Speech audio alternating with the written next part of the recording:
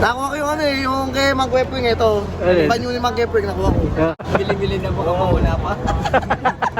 Baka mawala pa. Nababalisan naman, diba?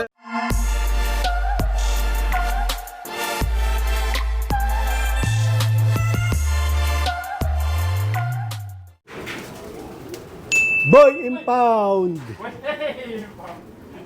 Boy impound. Na-impound yung motor.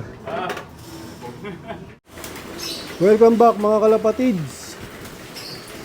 Kasalukuyan nga kumakain yung aming mga stock hen. Ako na nga nagpakain ito mga kalapatids dahil si JJBK sa kulam ay bumaba muna.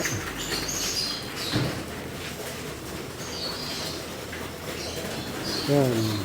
Ito rin yung aking mga stock na barako, pinakain ko na rin.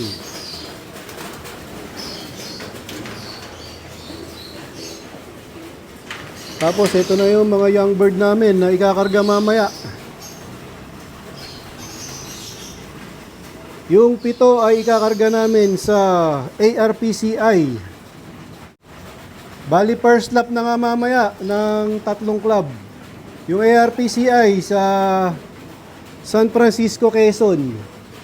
Yan. Doon ang bitaw nila. Tapos yung 14 ay sa BBC Manila. Yan. Tapos yung 29 ay sa PHA namin ikakarga. Yung PHA sa Balatan, Kamsur.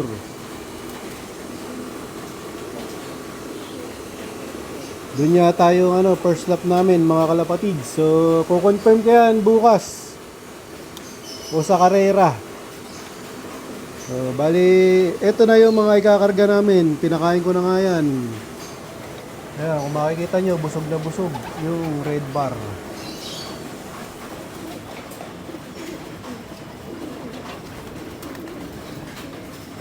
Ayan, karera na nga sa Sunday. Pero yung BBCM mga kalapatids, last week nag-umpisa na ng karera yon sa Gumaca, Quezon. Bali nauna sila ng 1 lap. Tapos yung ARPCI, nag-umpisa na rin yung karera ng Old Bird nila. Yan, meron tayo isang entry dun. Ito nga yung entry natin, si Lisik Mata sa Old Bird. Yan. So yun, mamaya tingnan natin kung makakapag-video tayo sa PHA. Habang kumakain yung aking mga stock na barako, check ko muna itong aking mga pinares dito sa colony. Meron namang mga itlog. Ano na nga to, tigda 2 na yung itlog. Ayan, di ko na istorbohin. Kitang-kita naman, nakaupo na. Tapos itong si 8 Mac, meron na rin itlog to. 2 na rin. Tapos ito kay Major Pain, ayun, wala yung wala yung naglilimlim. Tapos dito sa Red Bar, ayan, nangitlog na rin yung kanyang asawa, nauna pa to na mag-itlog kaysa dito. Ayan, kaya kinulong ko muna tong pares na to. Ito wala pa rin, pero matambok na yung puwit ng babae. So yan, pinakain ko na nga yan. Una kong pinapakain yung mga may pares sa kanya-kanyang mga cup o feeder. Tapos gaya ng sinabi ko nung mga nakaraang video, yung inuman nila, isang inuman na lang. Para hindi ako mahirapan. Dahil matrabaho nga yung pagpapainom ng isa-isang butas kesa sa magpakain. Kaya isang painuman na lang sila. Tapos dito nga sa breeding namin, dito sa loob ng ibunan mga kalapatids. Yan, namisa na itong SBR Banlun. Yan, bali may inakay na nga ito, 2. Ayun. Ayaw niyang ipagalaw. Medyo masungit si SBR Banlun. 2 na nga ang pinisa niya, halos sabay. Tapos itong si Itim at si Golden, may itlog na rin. Ayan Ayan, kagabi ng itlog to, si Golden. Napansin ko nga kagabi, matambok na yung likod niya, nakaumbok na. Ayan, sana fertile. Itong si Itim. So ayan, makinis yung itlog, maganda. Unang itlog nila yan, mga kalapatids. Ayan oh.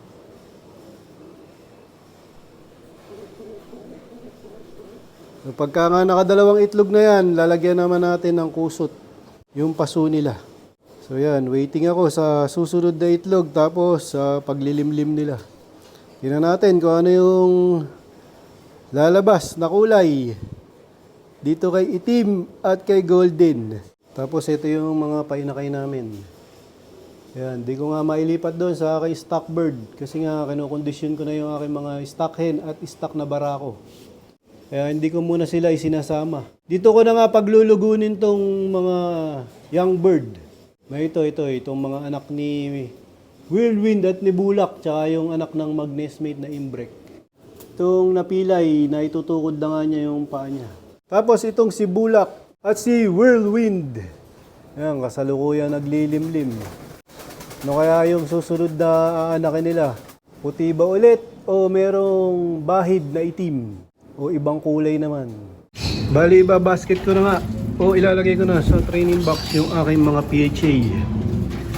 Yan, 29 nga lahat yan. Kailangan kong umalis ng maaga kasi mahirap na, baka ma-traffic.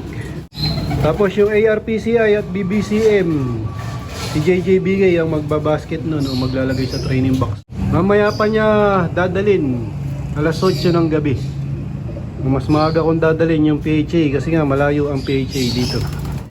Yan, bali tatlong training box. 29 sila lahat. Tapos itong natitira ay si JJ Bigay na ang magdadala sa ARPCI at sa BBC. Nandito na kami sa PHA. Loading nga ngayon, first lap. Daming tao. Dami rin ibon. Iba-iba.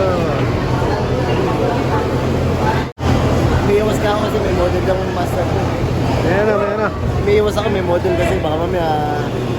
Siyempre may asawa na. Pumis ka, nakita kita eh. Ano na ingay? Patay tayo ito. Siya lang ako may sangis, nagpapalakas ka bago yung gusto sa medicine. Nagpapaliwanag.